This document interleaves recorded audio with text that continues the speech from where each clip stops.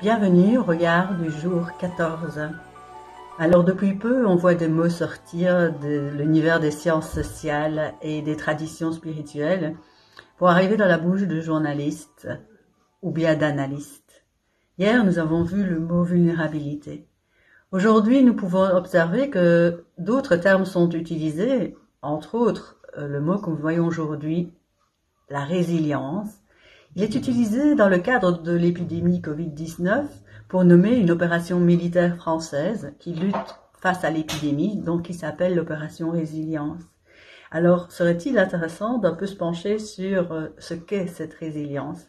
D'abord, la définition. On la trouve premièrement en physique et elle désigne l'aptitude d'un corps à résister à un choc. Je suppose que là, ça souligne le mot dur, solide.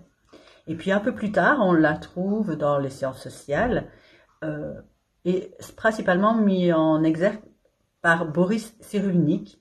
Et lui, il décrit cela comme la capacité à réussir à vivre et à se développer positivement d'une manière essentiellement acceptable en dépit du stress ou d'une adversité qui comporte normalement le risque grave d'une issue négative.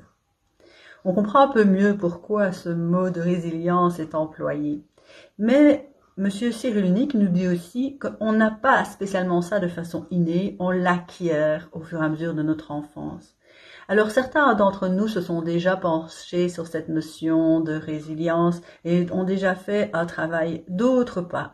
Alors, est-ce que ce sera suffisant, ce qui a été fait? Est-ce que, en tout cas, il n'est pas utile, là, maintenant, de mettre en avant cette potentialité à développer un peu plus ou un peu plus précisément? Pour ceux qui n'ont pas encore d'idée ou qui voudraient revoir comment se comporte, comment est-ce qu'on développe cette résilience chez nous, j'ai trouvé un livre qui en parle. Il s'appelle La face cachée de la résilience aux éditions Jouvence. Il est écrit par Pierre-Yves Brissot. Et en fait, il nous explique comment mobiliser concrètement cette capacité à surmonter des traumas grâce à notre ressource intérieure.